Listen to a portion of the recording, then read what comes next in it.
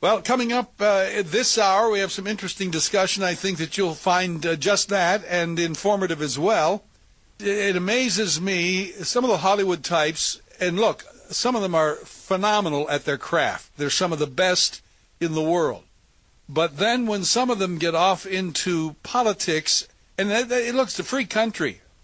If Leonardo DiCaprio wants to accept the UN Messenger of Peace on climate change anointing, if you will, from the United Nations, it's his prerogative. He wants to speak at the UN, that's fine. It's a free world. At least here in the U.S., thank God, our speech is being challenged on a daily basis, but that's not my point. It's when you have high-profile figures, well, Will Rogers is said to have said it this way: there's no fool like an educated fool when you get him out of the field in which he was educated. And when some of these people start to talk about climate change, as an example, as though they are experts, whether it's Al Gore or any of the rest of that ilk, we all have a stake in that. So I'm going to be talking with an expert in the true sense of the word on the issue. Tom Harris is Executive Director of the International Climate Science Coalition, and he wrote an article recently that we'll talk about coming up in a moment or two called Leo versus Science, according to, of course, referring to Leonardo. Leo versus Science, vanishing evidence for climate change. Now, this is not another Hollywood actor up against a Hollywood actor. This is a man of science who indeed knows what he's talking about versus a Hollywood actor who's been given a script. And that's, of course, what they're good at, reading and reciting and memorizing scripts. That and more as we move throughout this afternoon, so I hope you'll stay with us. And if you haven't made that gift to Project Hope yet, would you do it right now? Online at our website, WAVA.com. We'll be right back.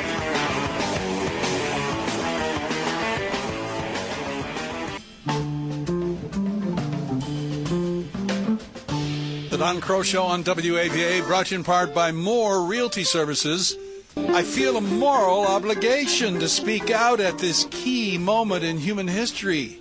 It is a moment for action. Those seemingly impressive words by a well-known Hollywood actor who, though he has in my view, achieved considerable success in the world of film and movie making, become one of the best perhaps, he'd hardly seem to merit the honor of being dubbed Messenger of Peace on Climate Change by the United Nations, and as well asked to speak on September 23rd at the UN Climate Summit. I suppose some would say, well, money talks. In any event, in February, Leonardo DiCaprio pledged a donation of $3 million to marine conservation and followed that with an additional $7 million pledge several months later. And on September 21st, 2 days before the UN Climate Summit in New York, the Clinton Foundation will honor DiCaprio for his committed environmentalism during a big Manhattan Gala event featuring, of course, Bill, Hillary, and Chelsea.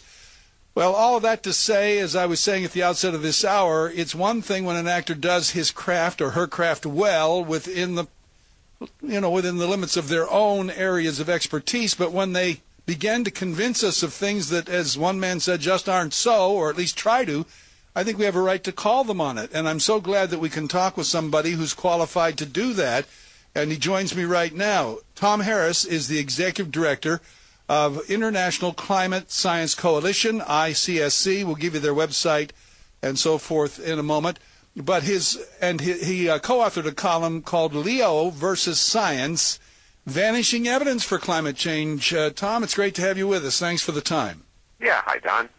Can you give us your own considered opinion as to why, with all of the evidence mounting as to the hoax that is global warming man-made, it still continues to have such a life to it and seems to be, spreading in terms of its influence among certain sectors? What's driving this?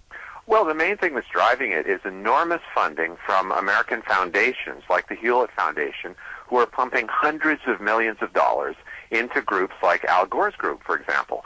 You know, the Climate Works Foundation, for example, was started up in 2008, and they were given an opening starting grant of over $500 million. And that's a billion with a B. Now, you know, most of the groups like ours, for example, function on a few 100,000. We're talking about something that is incredible. And, of course, Tom Steyer from California has pledged $50 million to try to defeat any candidate in the election coming up in November that, in fact, disagrees with his point of view on climate change. So the amount of money being pumped into the movement really guarantees that we're going to be besieged with climate activism for at least the next few months. Well, Tom, what is driving those with the big bucks? In other words, what's in it for these foundations and these wealthy individuals? What do they have to gain in this? Well, I think some of them, for example, DiCaprio, actually believe that we are headed for a climate crisis. I really think that some of them, you know, have a good heart, and they do believe that we are indeed doing things to the climate that are dangerous. But, you know, there's many other ulterior motives. Media obviously recognize this as a guaranteed headline, something that they can always pull out of the back drawer if they have a slow day. So, in fact, it's very attractive to media, and it increases their circulation, and then they can sell more advertising. But there are other people who have entirely different motivations. For example, there are groups who would like to see one world government. And one of the best ways to control the world is to control the world's energy. And you certainly had a demonstration of that when Russia turned off the gas supply to the Ukraine and to other countries in the past when they've wanted to get certain political deals arranged. They came around very, very quickly. If you control carbon dioxide, which of course is the natural emissions from any burning of fossil fuel, which is still 85% of the world's energy, if you control CO2, you control the world's energy. If you control the world's energy, you control the world. So it's a step towards world government. And many people, like one of our past environment ministers in Canada here, David Anderson, he said that Kyoto was the flagship of world governance. So this is not just a conspiracy theory. This is something that many people will openly admit. We're talking with Tom Harris. He, along with Bob Carter, wrote a piece called Leo versus Science, Vanishing Evidence for Climate Change. We're going to get more into that in a moment. But really, you have the Al Gore types, and I'm puzzled as he certainly doesn't need the money, but he's been one of the driving forces for years. So I suspect it's ideology at stake here for him. Yes, I think so. And I think initially there certainly was a financial attraction. I mean, the point they're saying now is that he'll be the world's first carbon billionaire. And I think once you get far enough down any particular intellectual path, it's pretty hard to back up and say, whoops, there hasn't been any warming in 17 years. And even the American government said that if we had 15 years with no warming, there was something wrong with the climate models that are in fact driving the climate scare. Because if you actually look at the amount of temperature rise over the last century, it's only been something about 0.7 degrees Celsius. I mean, you wouldn't even feel that. So the whole scare is based on what computer models forecast for the future. And if they don't work in the present, and they clearly don't, then we really have no confidence that they'll work for the future. In your article, you point out that Mr. DiCaprio is not only representing this whole movement by being a speaker at the Climate Summit, but in a run-up to that September 23rd event, you note that he is releasing a series of films about what is called the climate crisis, and the first of those is Carbon. That's the name of the piece, the film.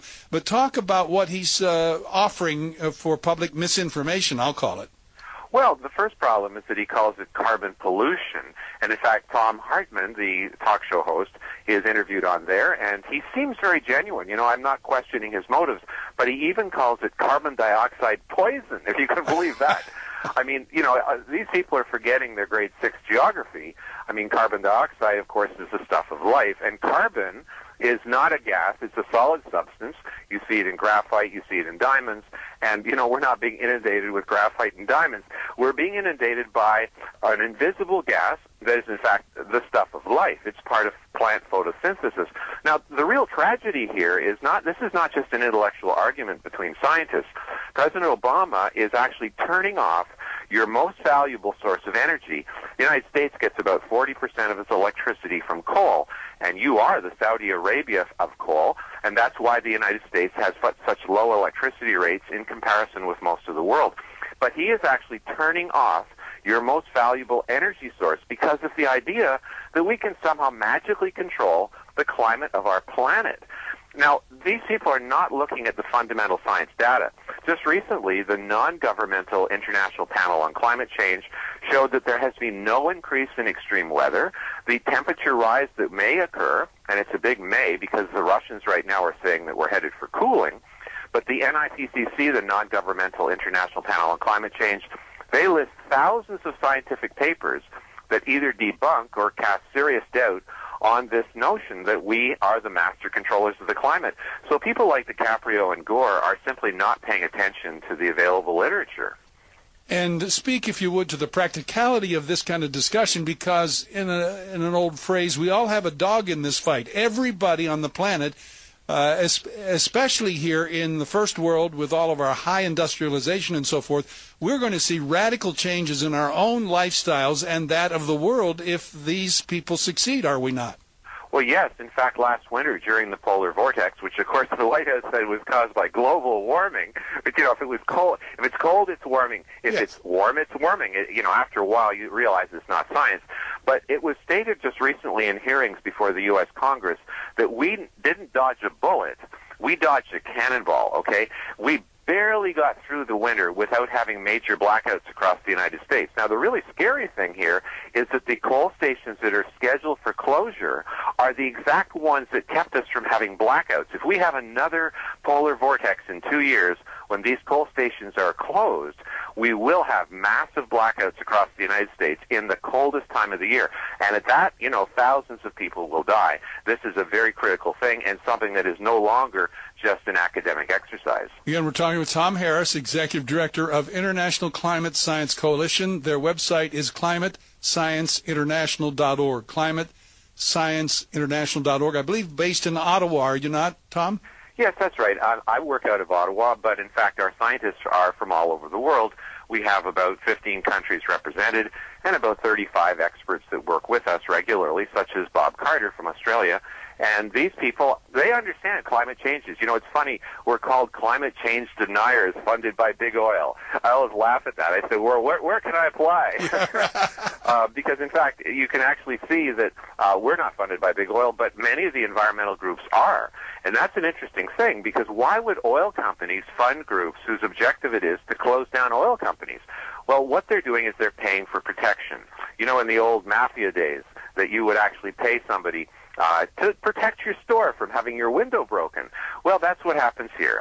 Basically, there's extortion going on. If you contribute to some of these environmental groups, then you won't see your company ransacked and your, protests set up outside your company. So I find it quite ironic that, in fact, we're criticized as being deniers when we say, no, climate always changes. It's changed since the formation of the Earth. The impact of humans is unknown. It's a very complex field. And no, we're not funded by big oil. That's global shakedown on just that, a global scale, right? Oh, well, yes. In fact, right now there's $1 billion a day being spent on climate finance across the world. And the real tragedy here, and this is where left-wingers, right-wingers, everybody should be concerned, is that only 6% of that $1 billion a day goes to helping real people today adapt to real climate change. Because climate does change. In the Sahel in Africa, they've had increasing desertification.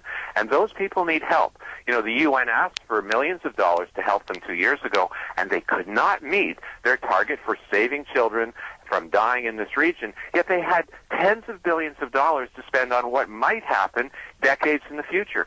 So, this is really immoral. We're valuing the lives of people yet to be born more than those suffering today because of the belief that we can control the world's climate. This is really insane, and people across the spectrum are starting to say, oh, let's back up here. Something's wrong with this. Well, I appreciate you being available to us to talk about it. You and your organization will continue to encourage folks to use it as a source of getting information for themselves, Tom, and I hope we can talk again. Okay, that's great. Thank you.